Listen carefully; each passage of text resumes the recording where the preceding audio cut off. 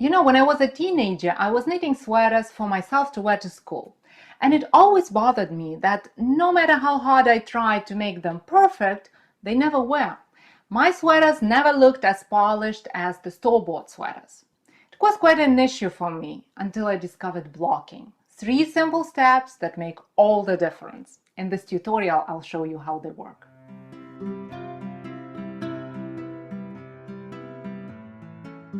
Before we get to blocking, I want to show you the difference it makes. So these two pieces, they're exactly the same, but as you see, they're not the same. This one is blocked, it's all nice and even and nice looking, and this one is not blocked, and it even looks smaller. If you look at the patterning, see, this one is bigger, the stitches are longer because they are all flat and nicely stretched. And this one is still a bit kind of crumbled. So that's the difference. And as I said, blocking is one of my most favorite techniques, and I use it all the time, and I love it, and I want to show you how it works. There are just 3 steps. The first one is to get water into the fiber. And there are several ways to do it. If you are in a hurry, use a steamer or an iron with the steam function. So simply press the steam button and hold the iron above. Don't touch the fabric. No, that's a no-no. Hold the iron above the fabric and steam it nicely. So that's one way. Another way is to use a spray bottle and simply spray the fabric with water. That's good too, but the best way would be to completely wet the fabric. And before you start doing anything, put the towel, a bath towel, onto the flat surface. I'm prepared already. I have a towel right here. So once you have the towel ready, that's when we start blocking. And to wet the fabric, that's easy. Basically, take any bowl or sink or use whatever you have and fill it with water. I have a little bowl over here. It's small. Normally I wouldn't use it. I just wanted to find something small so it fits into the screen. And then simply place the piece of fabric into the water. You can either let it sit there until the water seeps into the fiber, or you can speed up the process by simply squeezing it gently like this so that it gets all wet, just like this. And when you see that the fiber is all wet, all fabric, there are no spots or anything, that's when it's ready to get squeezed out of the water.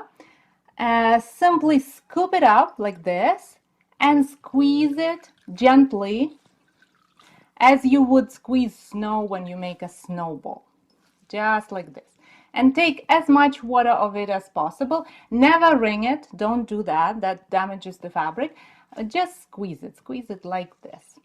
The more water you get out of the fabric, the faster it'll dry, but don't go overboard, just be gentle, okay? We are not gonna hurt the fabric, and we just want to make it nice. So once you have it all wet and squeezed out, I would take the bowl away. Here comes the next step. The next step is to even out the stitches. So what happens? The water makes the fabric more flexible, so we can basically mold it kind of, and we'll take advantage of it. So we're gonna stretch the fabric first side to side. So first we stretch it horizontally like this.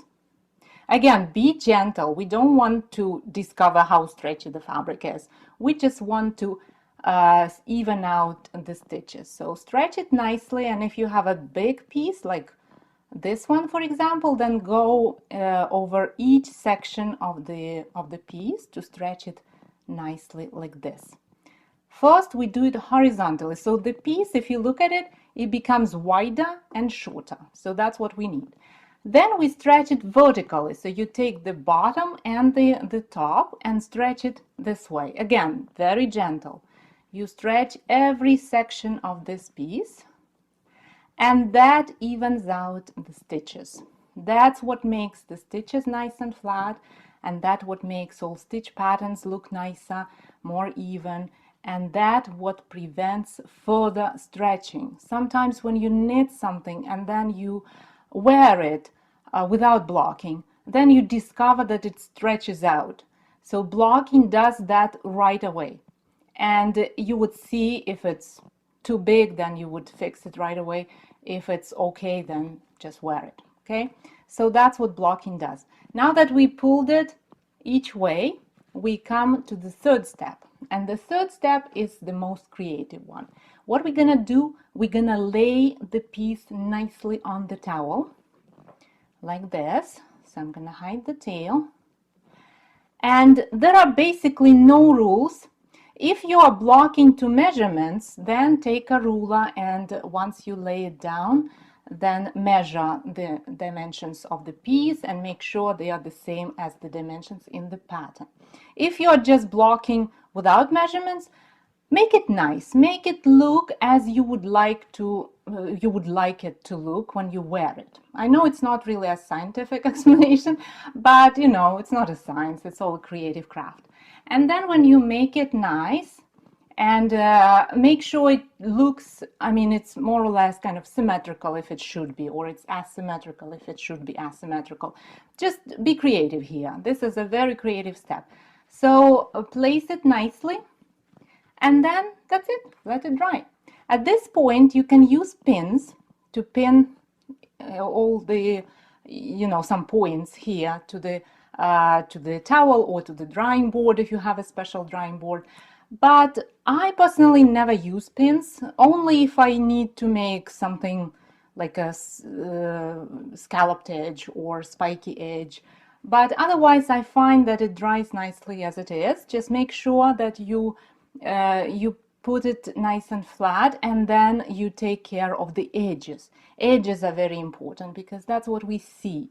And so take a special care of making the edges straight. And otherwise, let it dry. And when it's completely dry, that's very important. Don't take it off. I know you're impatient, but don't take it from the towel until it's dry, really, really dry. Because if it's a bit wet, then when you put it from the towel, then it might just cancel all the blocking part, because then the fabric will get won't be as even as it would be if you let it dry completely. So let it dry completely, and that's it. Your piece is blocked. Now that you've given your knitted creation a spa treatment, it looks a lot like a high-quality designer item. In case you're wondering, my guinea pigs for this tutorial, those knitted pieces that I showed you, they are sleeves for the Facile sweater. Next week I'll give you a closer look at it. Thank you for watching this video and have a wonderful week. I'll see you next Thursday.